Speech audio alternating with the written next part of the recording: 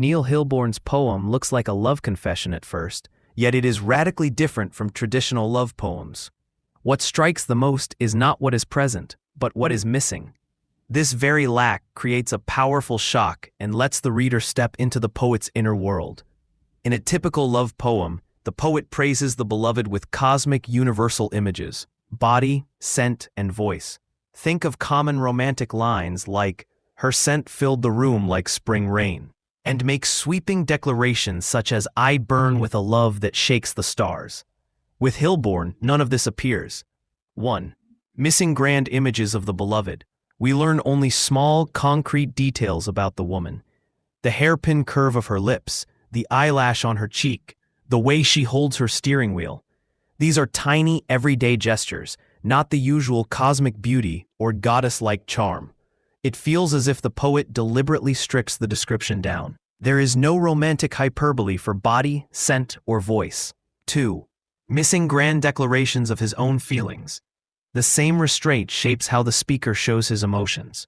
There are no lines like "My heart is a wildfire" or "I would cross oceans for you." The highest emotional peak is simply, "The first time I saw her, everything in my head went quiet." This quietness is the picture of happiness, the opposite of classical romantic excess. 3. How the lack works. This double removal, no cosmic worship and no stormy declarations, forces the reader to feel through another channel. Love here is not heightened sensuality, but the end of compulsive noise. As Hilborn puts it, "The first time I saw her, everything in my head went quiet." The poem leads us to this state like photographing the sun through the surface of a lake. It does not show the burning light directly, but through images of absence and calm. The power of OCD lies in taking away what would almost be required in a classic love poem. This lack is not weakness but a strategy. It allows the reader to experience the real high point of OCD love, the quiet that feels like redemption after constant inner noise. The personality's tempo behind the poetic choice. Behind the form, there is not only a poetic strategy, but also the writer's personality. The poet invites us into his own skin by deliberately avoiding the usual romantic excess, so the reader can feel the inner rattling of someone living with OCD. This choice necessarily filters reality and may give a partial picture of the poet. But what if the poet is naturally fast-paced and energetic, and this very choice also shows that inner rhythm, the personality's tempo continued? This is a fair question because many details suggest that the strong momentum is not only from OCD, but from character as well. 1. Spontaneous, instant action. "I asked her out 6 times in 30 seconds. She said yes after the third one, but none of them felt right, so I had to keep going." This is not just compulsive repetition. The instinctive move, happening in seconds, shows an explosive, impulsive person. The instant action and repeated decision reveal more than a symptom. They point to a naturally quick rhythm. 2. Ongoing movement in the images. The poem's images keep everything in motion. The hairpin curve of her lips recalls a sharp racing turn and fills love with speed. "It took me forever to walk home because there are lots of cracks on our sidewalk," keeps the speaker moving without rest. "Turn all the lights off," and on, and off, and on. Creates a hoof-beat-like pulse that shows inner urgency. These movements show the poet's inner tempo and cannot be explained only by general OCD symptoms. OCD could also be slow, stiff, and ceremonial. Here it is consistently quick and driving. 3. Passionate, instant attachment. The first beautiful thing I ever got stuck on.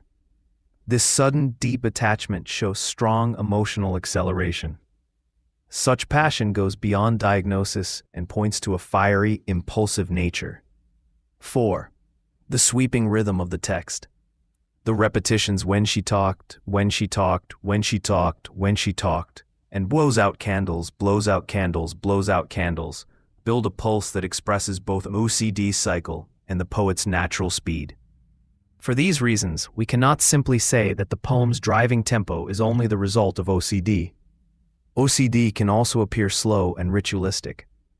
In Hilborn's poem, every image and rhythm leans toward fast, energetic motion. In this way, whether consciously or not, he shows his own impulsive, lively character, which shapes the poem's tempo and form. inner noise, and the feeling of a train ride. Another key layer is how the poem makes the rattling inner world of OCD almost physical. Hilborn does not just tell us what constant compulsion is like, he makes us feel the deafening noise through rhythm and images. For the reader, it is like riding in an old, noisy train. Windows partly stuck, wind hissing from one side, all outside noise rushing in.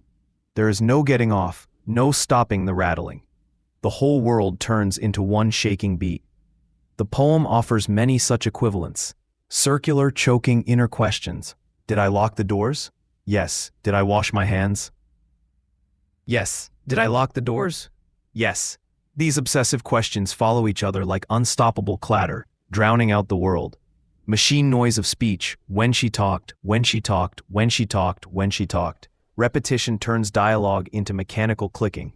The speaker hears the sounds but cannot truly take them in. Mechanical click of light switches. Turn all the lights off, and on and off and on and off. The switching makes a metal rhythm like old train wheels. Play with sounds. Blows out candles, blows out candles, blows out candles, blows out. The cutoff line feels like a sudden jolt of the train. A brief silence and then the beat returns. Together these images create a train ride atmosphere. The rush of noise through the window is the disturbing presence of the outside world. The glass stands for inner confinement. With this, Hilborn does not only describe but lets us feel the inside of OCD, but constant. Mechanical repetitions reshape the poem's rhythm so that the reader travels for a moment inside the poet's mind.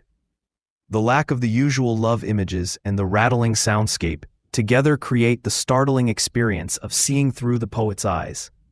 The everyday holiness of quiet. The final power of Hilborn's poem is that after the inner noise, it shows love through simple, clear images of daily life. The first time I saw her, everything in my head went quiet. The hairpin curve of her lips, the eyelash on her cheek, the eyelash on her cheek, the eyelash on her cheek. These feel like painterly close-ups, ordinary gestures turned into lasting art. Repetition is not only a sign of compulsion, but a conscious rhythmic tool shaping the poem's music. The same persistence and care appear emotionally. The poet does not look for proof in grand passion, but in everyday protection.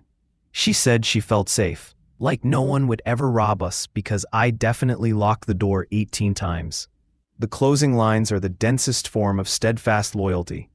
Love is not a mistake, and it's killing me that she can run away from this, and I just can't. I can't go out and find someone new because I always think of her. For the speaker, love is a decision that cannot be taken back. Not a passing passion, but an inner law that binds him even if the other has moved on. He sums up this moral certainty in one question. How can it be a mistake that I don't have to wash my hands after I touch her? Here, touch does not contaminate, it sanctifies. The relationship becomes a sign of purity and rightness.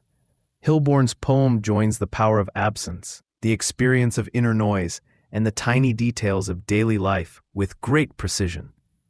In the end, the reader meets two sides of the lyrical self. The fine detail artist, who turns the smallest moves into lasting images, and the unwaveringly faithful person who stands by his choice both emotionally and morally. OCD here is not only the poetic trace of a disorder, but a deep portrait of a person who is fast-paced, yet calm inside, reliable, ethical, and loyal. The lack, the inner noise, the sharp eye for detail, and steady faith together lift an everyday love story into lasting literature, letting the reader feel the inner world of someone who struggles with noise but finds peace in loyalty.